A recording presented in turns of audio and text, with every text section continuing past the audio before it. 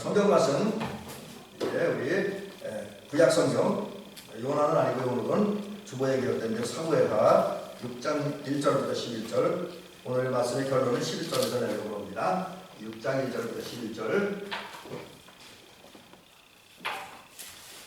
구약 성경 472면입니다. 472면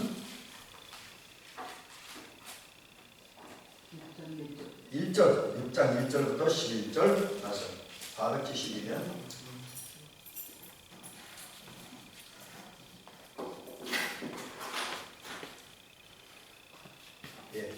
이제 공독을 해드리겠습니다.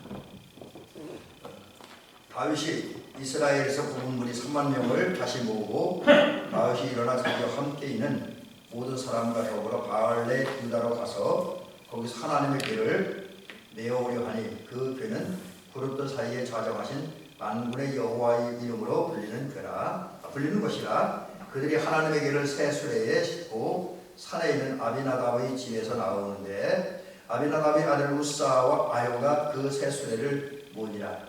그들이 산에 있는 아비나답의 집에서 하나님의 궤를 싣고 나올 때에 아요는 궤 앞에서 가고 다윗과 이스라엘 온 족속은 잣나무로 만든 여러 가지 악기와 수금과 비파와 서고와 양금과 제금으로 여호와 앞에서 연주하더라. 그들이 나곤의 타작 마당에 이르러서는 소들이 띵으로 우사가 손을 들어 하나님의 궤를 붙들었더니 여호와의 하나님이 우사가 잘못함으로 말미암아 진노하사 그곳에서 치시니 그가 거기서 거기 하나님 궤 곁에서 죽으니라. 여호와께서 우사를 치심으로 다시 분하여 그곳을 베레스 우사라 부르니 그 이름이 오늘까지 이르니라. 다윗이 그날의 여호와를 두려워하여 이르되 여호와의 궤가 어찌 내게로 오리오 하고 다윗이 여호와의 궤를 옮겨 다윗성 자기에게로 메어 가기를 즐겨 하지 아니하고 가드 사람 오벳 에돔의 집으로 메어 간지라. 여호와의 궤가 가드 사람 오벳 에돔의 집에 석 달을 있었는데 여호와께서 오벳 에돔과 그의 온 집에 복을 주시니라. 아멘. 오늘 결론은 11절에서 맺을 겁니다. 여러분 11절 말씀 미리 말씀드리는데 여기서 용기로 얻는 시간 되시기 바랍니다. 자, 오늘은 그 주보에 제가 제목을 그렇게 달아놨습니다. 하나님 앞에서 나타난 극과 극의 결과 이렇게 했는데 제가 오늘 그 설교로 말씀을 이제 준비하는 과정에서 조금 이제 제목을 바꿔봤습니다. 그래서 하나님 앞에 선 두 사람이 받은 삶의 결과. 근데 이런 원제목을 뒤로 하고 오늘 제가 이제 차운행을 하면서 문득 그런 마음이 제게 왔습니다. 이걸 이제 이 말씀을 다른 제목을 하나 더 붙인다면 열정과 의욕을 회복시키는 하나님의 역사. 뭐 그렇게 제목을 잡아도 멋있을 것 같습니다. 우리 지금 다시 설교 원고를 쓴다면 그렇게 한번 잡아보고 싶은데 하여튼 오늘은 그 결론을 하고 그런 쪽에서 좀 다윗도 그렇고 이스라엘 같은 어려움이 있었는데 그 어려움을 속에서 하나님의 역사하심으로 다시 이제 하나님을 모시려고 하는 열정을 회복한 다윗의 모습을 생각하면서 우리도 그런 열정이 회복되기를 바라면서 은혜 받도록 합니다.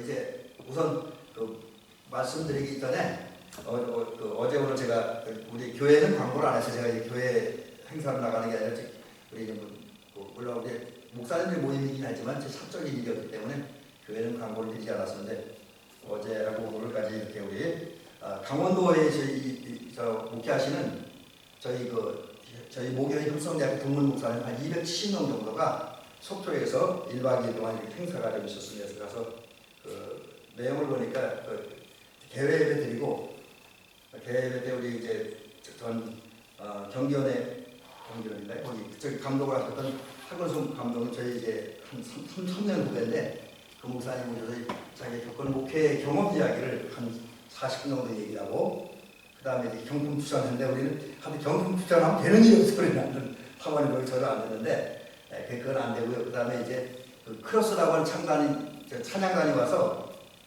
성악한 분들입니다. 일반 음악한 분들이 아니라 성악한 분들인데 그분들 중에서 한 시간 한 10분 정도의 찬양을 듣고 이제 9시 정도에 이제 저는 듣고 아침에 예배드리고 또 저희 지방 동문 목사님 같이 식사를 하고 그리고 헤어졌습니다. 그래서 1박 2일 동안 지내면서 또 다른 힘을 얻고 용기를 얻고 돌아왔습니다. 그래서 기도해 주신 분들 감사드리고요. 또 제가 새벽 예배에 참석하지 못해 그 금연에도 좀 죄송스러운 말씀드립니다. 자, 오늘은 이제 제가 조금 전에 말씀드린 것처럼 하나님 앞에 선 두 사람이 받은 삶의 결과, 부제로 말씀드리면 의욕과 열정을 회복시킨 하나님의 역사, 뭐 이런 제목으로 또 이런 주제로 말씀을 드립니다. 그래서 설교 형태는 주로 이제 제가 요즘 새롭게 터득한 또 하나 설교법을 이용해서 말씀드립니다. 자, 오늘 우리는 이제 사무엘하 6장 1절부터 11절 말씀을 읽었습니다. 이 말씀은 아마 금방 내용 파악 가능한 말씀입니다. 이제 다윗이 빼앗겼던 법궤, 이제 사무엘 시대에 사무엘 전에, 그래서 엘리제 사장 시대에 블레셋과 이스라엘 전쟁에서 이스라엘이 패함으로써 법궤를 빼앗겼잖아요. 이제 그 법궤가 그 예루살렘으로 돌아온 과정 속에서 있었던 이야기입니다. 특별히 바알레 유다라고 하는 그 아비나답의 집에서 바알레 유다라고 하는 마을에 아비나답이라는 사람이 살고 있는데 그 집으로 모셔졌던 그 과정을 보면 블레셋으로 빼앗겼던 그 법궤가 이제 블레셋 사람을 모시고 있어야 되니까 그들 표현을 가지고 있어야 되니까 자꾸 재앙이 일어나요. 돌려보내게 됩니다. 그래서 처음부터 다윗하고 들어온 게 아니라 바알레 유다라고 하는 곳에 가서 이제 아비나답의 집에서 좀 머무르게 되고 이제 그 다음에 다윗이 왕이 된 다음에 아마 그 시간은 사울 왕 시대가 지났고 다윗이 왕이 된 후니까 상당히 오랜 시간이 걸린 거죠. 성경적인 기준으로 하면 최소한 40년에서 한 50년 가까이, 뭐 정확한 정도 제가 계산해 보지 않았으면 그 정도 됐는데 오랜 기간 동안 이제 바알레 유다라고 하는 사람의 집에 머물다가 이제 바알레 유다라는 동네에 아비나답의 집에 머물다가 다윗성으로 옮겨지는 이야기입니다. 그리고 그까지 전체적인 얘기는 못 드리고 그 과정 중에서 있었던 하나의 이야기입니다. 그래서 그런 본문을 보면 좀 더 구체적으로 얘기하면 바알레 유다에서 법궤가 이제 다윗성으로 옮겨집니다. 근데 그 옮겨지는 과정 중에서 문제는 뭐냐면 법궤를 성경에는 하나님 여호와의 궤라고 나오죠. 또 다른 말로 하나님의 궤라는데 그럼 왜 법궤라고 쓰지 않았고 하나님의 궤냐 아니면 여호와의 궤 썼냐 이유가 있습니다. 성막 우리가 옛날에 성막을 공부할 때 제가 드린 말씀입니다만 그 성막 안에 있는 법궤는 가장 중요한 자리에 있는 거예요. 지성소에. 그리고 이런 법궤는 하나님 이마에 머물러 계시는 걸 상징하는 그런 성물입니다.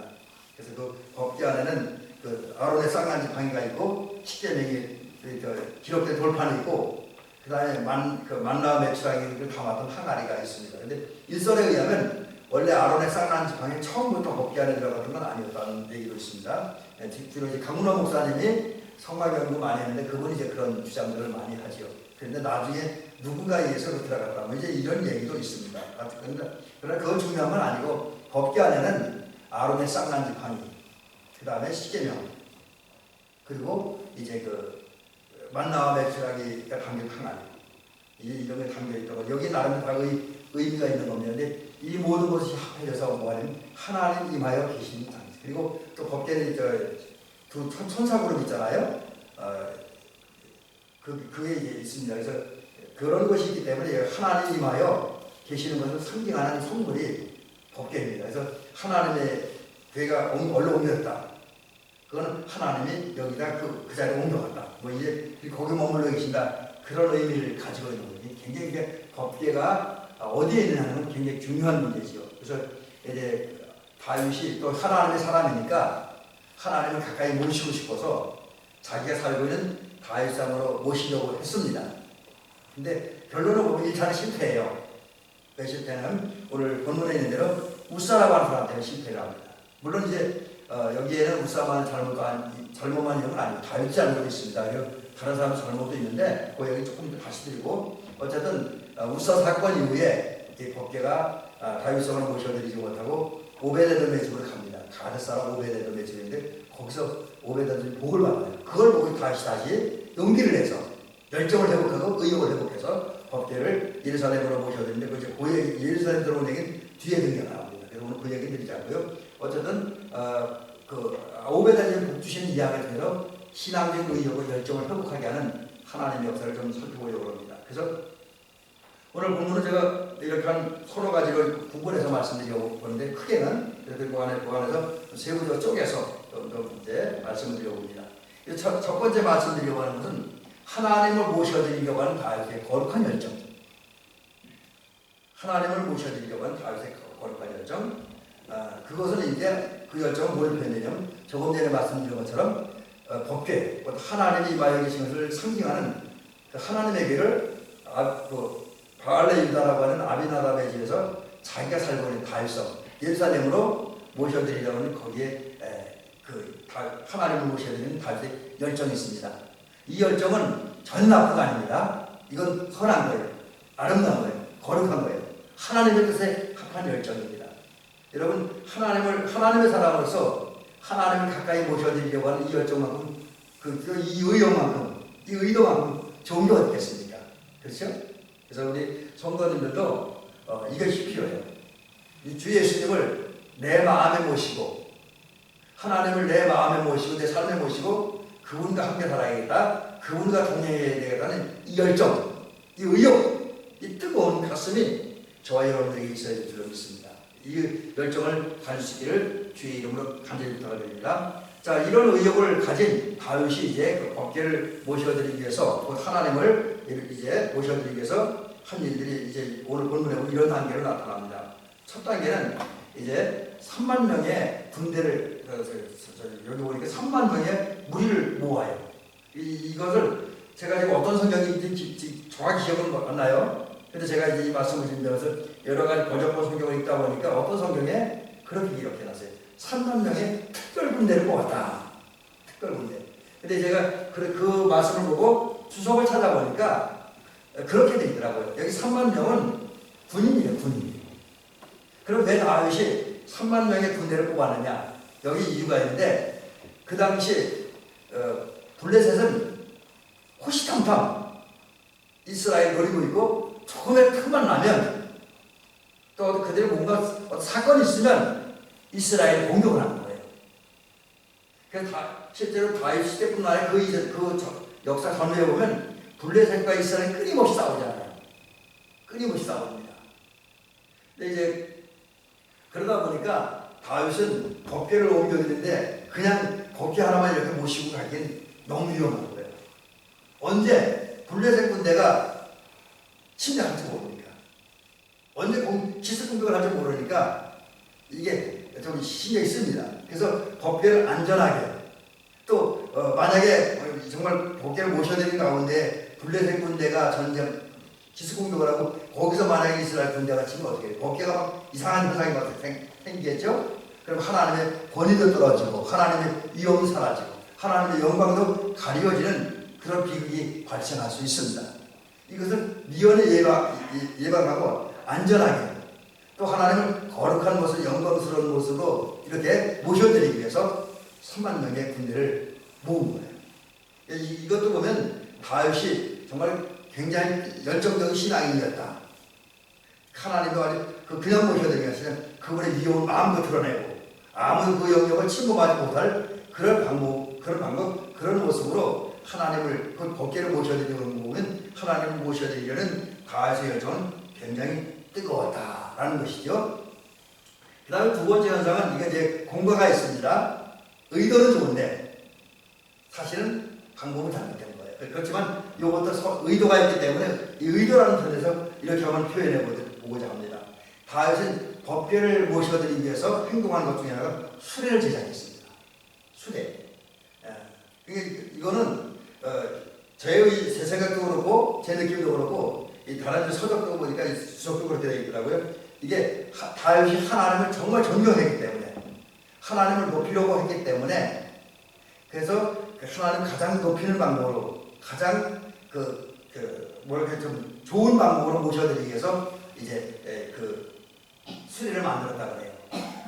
근데 이제 여기는 또 다른 문제가 있고 그 문제는 나중에 이제 위기 부분에서 말씀을 드리려고 합니다.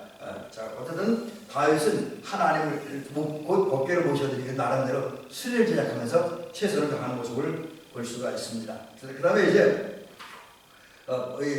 하나님 곧 법궤를 모셔드리는 다윗의 열정 가운데 네 번째 이야기는 뭐냐면 그 다음 얘기는 뭐냐면 이분은 아주 일을 섬세하게 했다. 하나님 모셔야 되는 일을 섬세하게 했다라는 것을 발견할 수가 있는데, 그게 뭐냐면 오늘 본문에 보면 수레를 만들었잖아요. 그래서 수레를 소가 끌게 합니다. 근데 소에게만 맡긴 것이 아니라 아효와 우사라고 하는 사람에게 그 법궤를 실은 수레를 운전하는 그런 역할을 맡깁니다. 이제 이런 다윗의 모습을 보면 굉장히 전문적으로, 세부적으로, 섬세하게 하나님을 모셔드리기 위해서 활동하는 것을 볼 수가 있습니다. 그래서 우리가 신앙적인 생활할 때, 또 하나님의 일을 할 때 막연하게 이렇게 해서는 안 되죠. 좀 구체적으로, 세부적으로, 섬세하게 준비하고 계획하고 일하는 그런 저와 여러분들이 될 줄로 믿습니다. 그 다음에 이제 이분은 다섯 번째 얘기가 되죠. 하나님을 모셔드리는 다윗의 거룩한 열정 가운데 하나가 뭐냐면 하나님께 최선 영광 돌리고 하나님 가장 화려한 방법으로 모셔드리려고 했다는 거예요. 여기 오늘 본문을 보니까 이제 다윗이 이 법궤를 옮기려고 할 때 어떻게 하냐면 여러 가지 잣나무와 그 다음에 여러 가지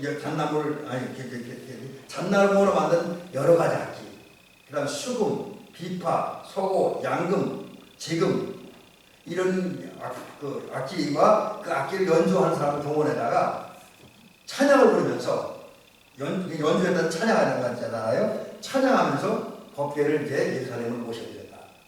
여러분, 그냥 모셔드리는 것들이 찬양을 하면 얼마나 그 모습 장엄하고 화려가 아름답습니까? 그 전에 이제 우리가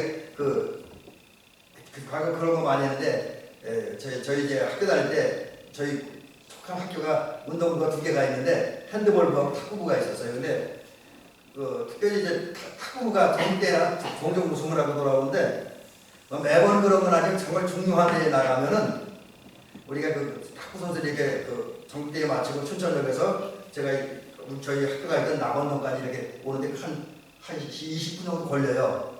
근데 이제 선수들이 이렇게 길로 걸어오면 재학생들이 길 양쪽에서 이렇게 막 박수 치고 그러거든요. 근데 그냥 박수만 치고 썰렁한데 그거 할 때마다 저희 속한 학교 중에 고등학교 이 밴드부가 애들이 나와서 연주를 해요. 그럼 그 행진하는 모습이 더 화려하고 장엄하고 아름다웠던 모습을 지금 생각이 납니다.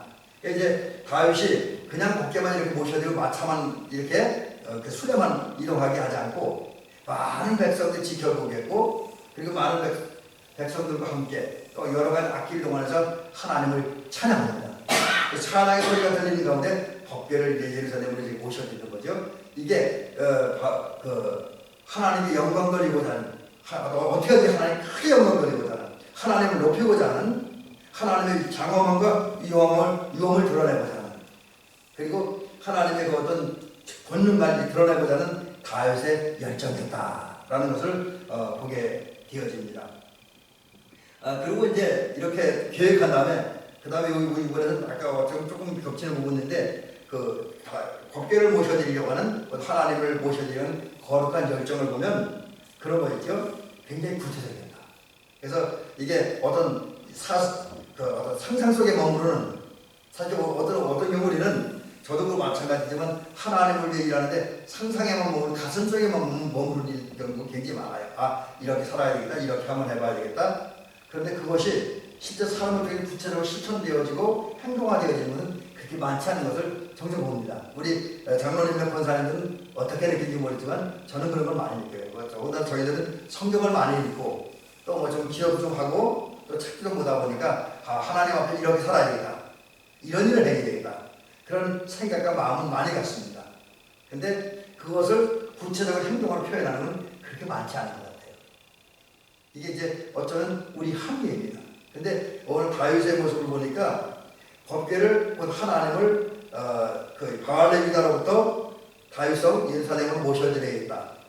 저 멀리부터 내 가까이로 모셔드려야겠다, 아니 내 안으로 모셔드려야겠다, 이런 생각만 하고 마음만 품은 것이 아니라 그것을 하나님을 모셔드리기 위해서, 법궤를 모셔드리기 위해서 구체적으로 행동하잖아요. 그게 뭡니까? 결국 오늘 본문에 보면 법궤가 옮겨지잖아요. 옮겨지게 해서 한 걸음 한 걸음 이동해 나가잖아요. 자, 이런 모습들을 보면 다윗은 굉장히 하나님을 모셔드리고 드리는 데 있어서 열정이 있었고 그 열정을 실제 삶 속에서 구체적으로 실천하는 사람이었다라는 사실을 깨닫습니다. 우리 대비교 성도님도 또 우리 장로님도 그렇고 저도 그렇고 우리 권사님도 그렇고 우리 성도님도 그렇고 이러한 열정과 이런 행함이 삶이 있었으면 참 좋겠습니다. 그래서 뭐 이것은 이제 상황에 따라 개인에 따라 다르겠죠. 그래서 우리가 이 부분은 좀 놓고 기도하고 깊이 생각하고 또 그래서 깨달아지고 느껴지고 결론되어지는 것이 있으면 한번 많은 것 처음부터 많은 것 큰 것부터 하려고 하지 말고 내가 할 수 있는 일부터 지극히 작은 일 하나부터 이제 하나님을 모셔드리고 하나님께 영광 드리고자는 이런 일들을 하나하나 실천했으면 하는 마음이 간절합니다. 그 다음에 두 번째 부분에서 얘기할 것은 이렇게 다윗이 거룩한 선한 의도를 품었음에도 불구하고 큰 실수를 합니다. 그 큰 실수 때문에 몇 가지 위기가 나타나요. 근데 그 위기는 다윗 시대에 머무는 것이 아니라 현대인들과 현대 교인들에게도 그런 실수와 그런 위기가 나타나기도 한다는 거예요. 그래서 이 부분을 이제 말씀드리고 결론을 내려고 하는데 먼저 그 다윗의 실수를 봅니다. 다윗만의 실수는 아니고 다윗과 함께 법궤를 모셔드리려고 했던 모든 사람들이 범한 실수입니다. 이게 본문에 보니까 오늘 3절에 그렇기 전에 그들이 하나님의 궤를 새 술에 씻고라고 했습니다. 이게 실수예요. 이게 실수. 물론 조금 전에 제가 말씀드렸던 것처럼 다윗이 이렇게 법궤를 운반하기 위해서 모셔드리기 위해서 수레를 만들었다는 것은 하나님을 존중하는 의도로 하나님을 좀 더 좋은 모습으로 모셔드리고자 하는 그 선한 의도가 있었으면 분명합니다. 이거는 나쁜 게 아니에요.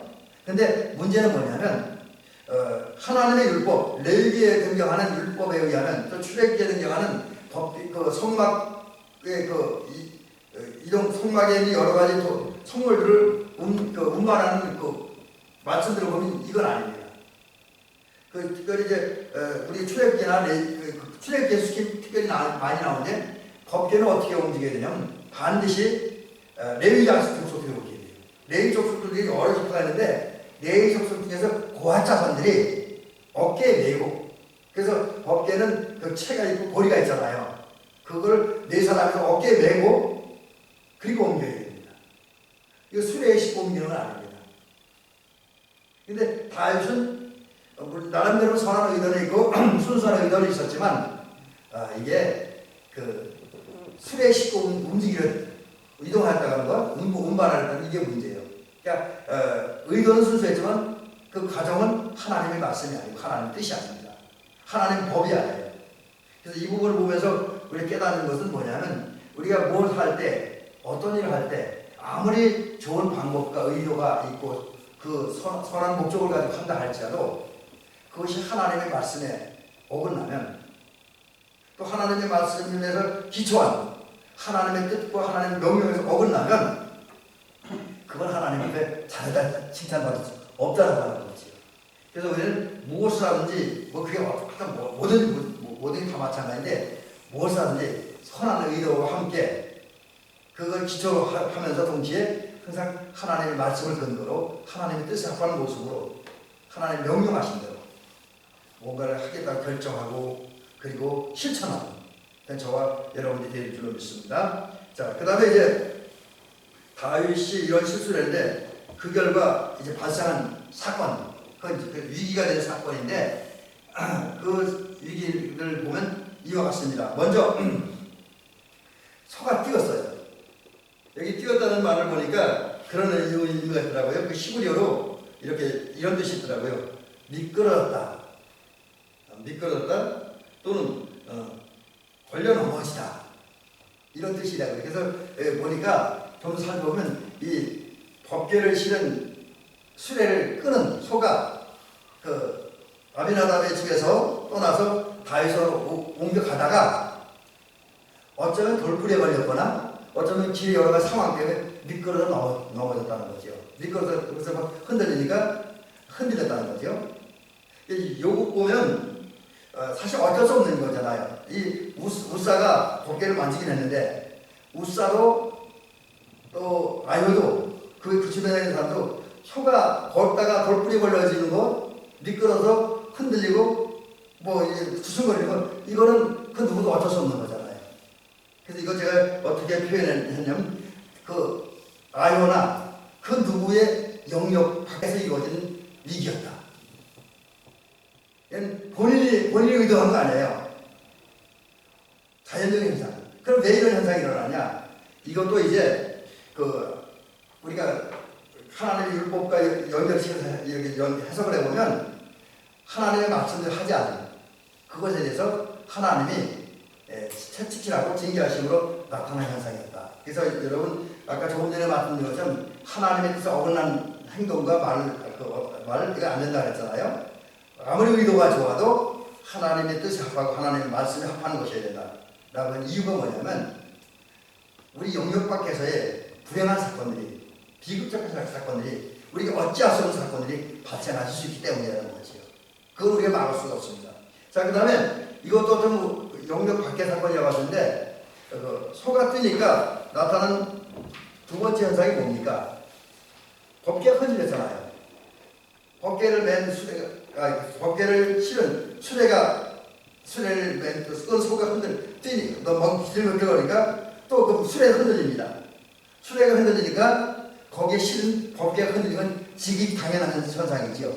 그래서 이제 막 흔들리고 쓰러질 지경이 되니까 이게 지금 또 아요나 또 우사는 그 모습을 바라보는 다윗이나 다른 사람 마음은 조마조마한 거예요. 만약에 법궤가 넘어지면 이것도 문제가 심각했잖아요. 그렇게 되니까 우사라고 하는 사람이 이런저런 어려움과 어떤 그런 것을 막아보고자 자기 나름대로는 선한 의도를 가지고 법궤가 넘어지면 특별히 하나님의 영광이 훼손될 수도 있으니까 하나님의 권위가 땅에 떨어질 수 있으니까 하나님의 영광이 가리고 있으니까 이런 비극을 막아내기 위해서 나름대로는 선한 의도를 가지고 좋은 마음으로 좋은 생각으로 법궤를 붙들었습니다. 근데 하나님은 그럼에도 불구하고 이 우사의 행위를 나쁘게 보신 거예요. 잘못한 걸로 보신 거예요. 왜냐하면 우리가 이제 다시 성막을 살펴보면 그 법궤는 아무나 만질 수 있는 게 아니잖아요. 또 구약시대는 법궤 앞에 아무나 가는 것도 아니잖아요. 또 거기 갈 수 있는 사람도 아무 데나 가는 것도 아니잖아요. 1년에 한 번밖에 못 갑니다. 그것도 대제사장만이 갈 수가 있습니다. 함부로 만질 수도 없어요. 그런데 우사는 이걸 만진 거예요. 그러니까 이건 뭐냐면 하나님 입장에서는 내 영역, 내 권위를 침범했다는 거예요. 하나님의 신성을 모독했다는 거예요. 하나님을 모독했다. 이것 때문에 하나님께서 이제 징계하심으로 우사가 죽고 그렇게 되니까 주변에 많은 사람들이 충격을 받습니다. 그래서 만약에 오늘 이런 일들이 우리가 예배하는 가운데나 주의할 때 나타나면 그 위기를 상상을 해보세요. 제가 그전에 한번 우리 사모님하고 얘기하다 그런 얘기를 했어요. 이제 어쩌면 목사님들의 거룩한 꿈일 수도 있어요. 근데 제가 무슨 얘기를 하면 나는 설교하다가 강단에 죽으면 좋겠다. 아주 영광스러울 것이다. 그렇게 생각을 했거든요. 그렇게 생각하고 사모님하고 또 친구들하고 이렇게 말했어요. 우리 사모님들 친구도 그렇게 야, 그거 너한테는 영광이 되는지 모르겠어. 친구들이니까 너한테는 영광이 되고 너한테 좋은 일이 있지 모르지만 그것 때문에 교인들 시험 들어 주변 사람 교회 욕해. 그거 안 되더라고요. 그렇잖아요. 내가 아무리 선한 의도를 가지고 한다 할지라도 이제 우리가 자칫 잘못하면 하나님의 영역이 침범당하고 하나님의 영광이 아니어지고 하나님의 위험이 땅에 떨어질 수가 있습니다. 지금 우사가 보면 실수 그런 거예요. 그런 거. 그래서 이게 이제 심각한 위기죠. 그것 때문에 심각한 위기가 발생하고 이제 그 일로 인해서 나타난 또 하나의 현상이 뭐냐면 이게 다윗의 문제입니다. 제가 오늘 아까 우리가 기도하고 지금 제가 설교 초입 부분에서 말씀드린 것처럼 이것 때문에 다윗이 의혹이 되어버립니다. 처음에는 하나님을 곧 법궤를 자기가 살고 있는 다윗 속으로 모셔주려는 열정이 강하고 그 순수한 열정을 가지고 나름대로 열심히 일했습니다. 그런데 우사 사건을 위해서 다윗은 의혹이 되어버립니다. 두려워해요. 겁을 냅니다. 오히려 분노해요. 화를 냅니다. 이제 어떻게 생각하면 이거는 좀 이해가 안 되는 거죠. 근데 어쨌든 우사 사건으로 인해서 발생한 비극 때문에 다윗은 사실 하나님한테 좀 섭섭한 마음을 가졌다고 해요. 이 추석때 보니까 뭐 여러 가지 해석들이 나와 있더라고요. 근데 그 중에 하나는 다윗이 이제 우사는 실수는 했지. 근데 실수했다고 우사를 그냥 죽게 하는 너무하지 않느냐? 좀 불만, 좀 섭섭했다. 그래서 분노했다. 이런 해석도 하더라고요. 어쨌든 그거 좀 지나친 해석 같고요. 이제 다윗은 나름대로는 이제 우사의 행위 때문에 나타난 비극 때문에 좀 마음에 섭섭함이 있었어요. 그리고 또 이 우사의 행위를 보면 우사의 삶을 통해 나타나는 걸 보니까 나도 법계 모셔드렸다가 잘못하면 나도 이걸 비극을 당할지도 모르겠다라는 그런 두려움과 공포를 갖습니다. 그래서 오늘 본문에 우리가 내가 어찌 여호와에게를 모셔드리고 하고 못 모셔드려요. 두려워해서 꺼려했어요. 법계 모셔드리기를 꺼려하는 거예요. 이게 뭐냐면 다윗의 의도를 완전히 꺾어버린 거죠. 이게 이제 이 오늘 본문을 통해 나타난 또 하나의 위기다라고 하는 거죠. 자, 이런 위기를 보면서 저는 또 그런 생각을 하고 있는데 성경을 보면서 우리가 너무 성경 얘기만 하고 우리가 연결시키지 않은 의미가 없거든요. 그래서 이 모습을 보면서 과연 이런 다윗과 이스라엘 백성들이 만났던 그 위기가 그들만의 위기일까? 현대인 아니 오늘 예수 믿는 우리와는 상관없는 거고 관계없는 일일까? 라는 생각을 해봅니다. 요즘 이제 성경을 읽으면서 제일 관심을 갖고 있는 부분이 그런 부분이죠. 그래서 이제 이것을 생각해 보니까 그런 결론은 없습니다. 그리고 우리 이제 주변 돌아보고 저를 돌아보면서 이스라엘 백성들과 다윗이 범했던 잘못이 오늘 우리가 범한 잘못이고 또 그것 때문에 만나는 위기가 오늘 우리들의 위기일 수도 있다라는 마음이 들어집니다. 그래서 좀 더 살펴보면 현대인들 또 현대교인들이 다윗과 이스라엘 백성들이 그랬던 것처럼 우리는 선한 의도, 순수한 의도를 갖고 있긴 합니다. 그러나 어떤 순간에, 많은 순간에는 하나님의 말씀을 어기고 하나님의 뜻대로 살지 않은 그런 모습을 봅니다. 오히려 상황과 환경에 따라서 하나님의 말씀보다는 내 생각, 내 이론, 내 감정, 내 욕구대로 생각하고 결단하고 말하고 행동하는.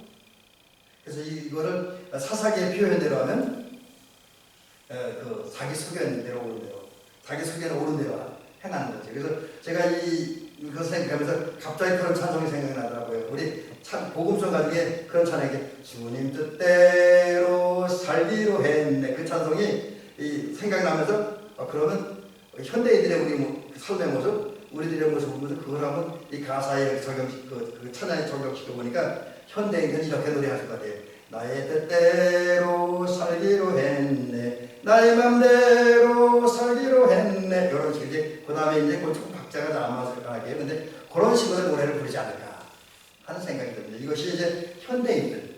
어쩌면 우리도 신앙 떨어질 때, 은혜 떨어질 때 우리가 범하는 실수가 아닐까. 라는 생각이 하면서 우리는 이런 실수 범하지 않기 위해서 기도하고 노력하는 저와 우리 성도님들 되시기를 주의 이름으로 간절히 부탁을 드립니다. 자, 이제 우리가 이런 하나님의 말씀을 할 대로 하지 않고 내 소견, 내 생각대로 함으로 말미암아 우리에게 나타나는 현상들, 위기적인 현상이 뭐냐? 먼저는 우리 영역 밖에 있는 사건들이 많이 발생합니다. 법궤를 실은 소가 돌풀이에 걸려지고 미끄러지고 비틀거리고 그래서 법궤가 흔들리는 것은 아이와 우사가 어찌할 수 없는 사건이었잖아요. 그들 영역 밖에서 일어나는 사건이었잖아요. 근데 때로는 우리가 하나님의 말씀대로 살지 않고 또 하나님의 뜻대로 살지 않는 것, 늘 그런 건 아니에요. 하나님 늘 침판하는 건 아니지만 어떤 경우는 그것 때문에 하나님이 섭섭해 하셔서 하나님 마음에 아프게 하셔서 또 심한 경우는 하나님 어떻게 하셔서 우리 주변에서 벌어진 일들은 우리가 어찌할 수 없는 그런 일들이 발생하죠. 예를 들면 우리가 농사를 짓잖아요. 물론 이거 모든 자연 현상을 그렇게 해석하기는 좀 어려운 부분도 있긴 합니다. 그러나 또 우리는 그러면서도 엘리야 시대의 3년 6개월 동안 이스라엘의 가뭄이던 그런 것과 연결시켜 보면 우리는 우리 영역 밖에서 일어나는 일이 뭡니까? 가뭄이 너무 오래되면 여러분 가뭄 오래되면 우리가 어찌할 수 없잖아요. 그죠? 우리가 비 오게 할 수는 없으니까. 물론 물을 퍼서 뭐 되는데 그것도 그런 생각을 해봐요. 지금 그나마 땅속에 물이라도 있으니까 좀 낫지. 그거까지 떨어지면 대책이 있잖아요. 그럼 우리 정말 영역 밖에 있죠. 또 비가 너무 많이 오는 것들. 또 이제 이건 뭐 이제 우리 꼭 우리의 실수라고 말하기 좀 어려운 부분이 있습니다. 근데 우리 실수 때문에 나타나는 것이 뭡니까? 인간들이 하나님의 자연들을 너무 많이 파괴해 버렸어. 너무 오염시켜 버렸어요. 그래서 여러 가지 부작용들이 생기잖아요. 너무 오늘 이 북극이라나요? 너무 우리 공기가 오염돼서 이 기온이 정상적인 기온이 아니고 이상 기온이 계속되다 보니까 너무 더워가고 지금 저 북극에서는 얼음산이 무너지고 있다고 하잖아요. 이게 어느 정도까지 무너지면 심각한 문제가 발생한다. 또 저는 직접 보지 못했는데 우리 사모님이 얼마 전에 TV를 보다가 유튜브 하는 거기서 그러더라고요. 어느 나라에서는 너무 비가 오지 않아서 또 강물이 너무 많이 죽어서 강에 사는 수만 마리의 고기들이 죽었다는 거예요. 이것도 우리 사람들이 자연을 파괴하고 함으로 대해서 자연이 망가지고 생긴 비극적인 현상 아닙니까? 그 외에도 우리가 어찌할 수 없는 우리 영역 밖에서 일하는 일들, 특별히 우리가 하나님의 뜻대로 살지 않아서 하나님의 말씀대로 살지 않아서 나타나는 우리 영역 밖에서 일하는 위기와 어려움들은 수없이 많이 있다라고 하는 거지요. 이거 참 이래서 우리 고민하게 합니다. 또 그런 위기가 계속되다 보니까 흔들리고 있습니다. 마치 소가 띵으로 법비에 흔들리는 것처럼 우리가 어찌할 수 없는 우리 영역 밖에서 있는 일들이 일어남으로 말미암아 특별히 우리 성도들이 하나님의 사람들이 하나님의 뜻대로 살지 않으므로 하나님이 징계하실 때 나타나는 그래서 그 일로 인해서 영역 밖에 일어나는 일들 때문에 우리 주변이 얼마나 많이 흔들리고 있습니까? 특별히 저는 이걸 보면서 오늘 우리가 하나님의 말씀대로 살지 않고 하나님의 뜻대로 생각하지 않고 하나님의 명령에 순종하지 않으면 나타난 그래서 우리 현대를 흔드는 그런 것들이 뭘까? 한번 구체적으로 생각을 해보니 몇 가지가 갑자기 생각이 나더라고요. 이 설교를 준비하면서 생각을 해보니 몇 가지 생각이 나서 정리해보니까 이런 겁니다. 여러분 현대 사회에서 가장 하나님의 말씀에 어긋난 어떻게 보면 잘못 알면 넓게 생각하면 그거 오라 포용력 있어 관용이 않고 그렇게 이야기할 수 있지만 성경적으로 보면 큰 문제가 되는 게 뭐냐면 다원주의 영어로는 포스트 모더니즘이라고 합니다. 이게 이제 언제부터 우리나라에서 특별히 이번 일반 학문은 그냥 둘째치고라도 이제 신학계에서도 종교다원주의 때문에 심각한 문제가 생기고 있습니다. 그래서 그 전에 우리 감독이 그것 때문에 아픈 사건이 있었죠. 교수님 네 분이 이거 포스트 모더니즘 종교다원주의를 가지고 얘기해서 감독에서 출교된 적도 있었죠. 이게 뭐냐면 타종교에도 두 번 있다. 꼭 뭐 예수만 믿어야 천국 가느냐? 다른 종교 믿어도 아니면 선하게 살아도 천국 가나 뭐 이런 거고요. 그 다음에 다원주의적인 생각은 뭐냐면 하나님과 다르신 똑같다는 거죠. 또 하나님과 학문이 경제든 철학이든 똑같다는 거죠. 심하게 얘기하면 또 하나님과 돈이 같다. 하나님과 경제력이 같다. 하나님과 군사력이 같다. 이런 거죠. 근데 이런 생각과 이런 사상들은 하나님의 영역을 침범하는 거죠. 그렇죠? 그 다음에 뭐 요즘에 이제 흔히 등장하는 뭡니까? 호가를 금지법 같은 것도 거기 중에 하나. 물론 이제 사랑이라고 하는 면에서 가지고 이야기를 하는데 사랑과 그 부분 조금 구분될 필요가 있다라는 그런 것이 제 느낌입니다. 어쨌든 우리가 다양한 이론과 다양한 학문, 다양한 상황 때문에 하나님의 영역을 침범하고 있습니다. 이런 것 때문에 성도들이 흔들리고 교회가 흔들리고 하나님의 영역이 침범당할 위기를 맞이하고 있는데 이것도 현대인들의 위기다. 그 다음에 세 번째 현대인들의 위기, 현대교회의 위기는 하나님의 영역을 이건 이제 넘어가고 그 다음에 네 번째는 그런 위기 때문에 많은 사람들이 처음에는 안 그런데 말할 때 좋아하는데 말하고 나니까 양심상 찔려서 두려움과 공포에 빠져 살기도 합니다.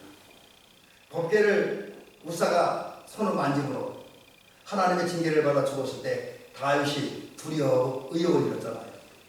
오늘 우리 주변에 있는 많은 사람들이 이 땅에 일어나는 인간 영역 밖에서 일어나는 일들, 우리가 어찌할 수 없는 일들, 그리고 또 때로는 하나님의 영역을 침범하고 나타나는 결과 때문에 많은 사람들이 두려워해요. 오늘 아까 제가 자연에 대한 이야기를 말씀드렸습니다만 자연이 파괴되어져 가는 모습을 보면서 뭐 어쩌면 우리는 별 의식 없이 저도 그렇게 그 부분에 대해서 예민한 분은 아닙니다. 예민한 사람은 아닌데 이 부분에 대해 전문적으로 연구하는 그런 분들은 굉장히 두려워하죠. 자연이 파괴되어요. 이상 기온이 계속되고 저 밖에 얼음산이 무너지고 저 강에 수많은 물고기들이 떼죽음을 당하고 이런 것을 보면서 많은 사람들은 두려워합니다. 또 저 같은 신앙인들, 목회자들은 이 땅이라는 포스트 모더니즘, 종교다원주의라든지 포괄금비법이라든지 여러 가지 잘못된 일들을 보면서 이게 앞으로 어떻게 될 것인가 하는 두려움과 공포를 갖습니다. 그리고 그것 때문에, 그 두려움 때문에, 그 공포 때문에 삶의 의욕, 또 우리가 저 같은 목회자들 교회 안에서 일어나는 여러 가지 일들을 이제 점점 더 세속화되고 탈종과 종교화되는 비신화가 되는 이런 현상들을 보면서 삶의 의욕을 잃기도 하고 꿈을 잃어버리는 그런 경우가 종종 있습니다. 그런데 여러분, 이제 마지막 결론으로 이런 말씀 드리고 있습니다. 분명히 오늘 이 선한 의도를 가지고 했음에도 불구하고 여기 집에서 많은 사람 실수하고 잘못하고 위기가 닥쳐와요. 그런데 하나님은 그런 세상, 왜 하나님 창조했으니까 그런 세상 속에 살고 있는 사람들, 특별히 예수 믿는 사람은 믿기는 하지만 어떤 순간적인 상황과 감정과 환경 때문에 실수하고 잘못하고 그 위기에 몰려고 그 위기 때문에 두려움과 공포에 빠지고 의욕을 잃고 살아가는데 그들을 외면하거나 내버려두진 않는다라고 하는 거죠. 버리지도 않는다라고 하는 거죠. 여전히 살아가십니다. 그래서 며칠 전에도 인용해드린 말씀이지만 하나님은 우리를 사랑하십니다. 하나님이 세상을 이처럼 사랑하사 하나님이 저를 사랑하시고 우리 장로님을 사랑하시고 우리 권사님을 사랑하시고 우리뿐만 아니라 이 지역에 있는 많은 사람들, 예수 믿지 않는 사람들까지도 우리 하나님은 여전히 사랑하신다는 하는 거죠. 그러기에 우리 주님께서는 우리가 아주 개인되었을 때 우리를 위해서 세상에 오셨고 십자가에 달려 죽으심으로써 우리를 향한 하나님의 사랑을 확증하셨습니다. 이제 우리 사랑하시기 때문에. 그런데 이런 하나님께서는 보고시죠. 그 잃어버린 그 의욕을 회복시켜주시고 열정을 회복시켜주시고 꿈을 회복시켜주십니다. 소망을 회복시켜주셔요. 그 모습을 본문에 보니까 그런 거잖아요. 우사 때문에 다윗이 두려워서 하나님을 모셔야 되는 의욕과 열정을 잃어버렸습니다. 근데 그 법궤가 다윗으로 돌아오지 못하고 오베데돔의 집으로 갔을 때, 그리고 거기서 석 달을 모셔지게 되는데, 그리고 석 달 동안 법궤는 곧 하나님은 오베데돔의 집에 머물러 계시게 됩니다. 그때 하나님은 오베데돔의 집에 복을 줍니다. 그리고 오베데돔에게 복을 주십니다. 근데 오늘 성경에는 그 내용은 자세히 기록되어 있지 않지만 오늘 이 말씀을 보면서 주석책을 보니까 그렇게 되어 있더라고요. 오베데돔은 그의 집은 법궤를 모셔드리기 전까지는 가난한 집이었대요. 부자가 아니었답니다. 아주 가난한 집이었대요. 근데 그랬던 법궤가 어쩌면 다윗에 의해서 권력자들이 강제로 법궤를 좀 심하게 떠맡은 거예요. 강제로 모셔드리는 거예요. 근데 강제로 모셔드리는 상황이었지만 그럼에도 불구하고 오베데돔은 그 법궤를 모셔드리는 거예요. 처음엔 강제했지만 나중에는 그 상황이 그렇게 되니까 오히려 그럼 수긍해야겠다, 인정해야겠다. 그리고 우리 긍정적인 마음을 가지고 법궤를 모셔드렸습니다. 영접했어요. 하나님을 영접했습니다. 그리고 석 달 동안 자기 집에 머물러 계실 때 잘 모셨습니다. 그랬더니 하나님이 복을 주셔서 가축에 복을 주시고 농사에 복을 주시고 삶에 복을 주셨어요.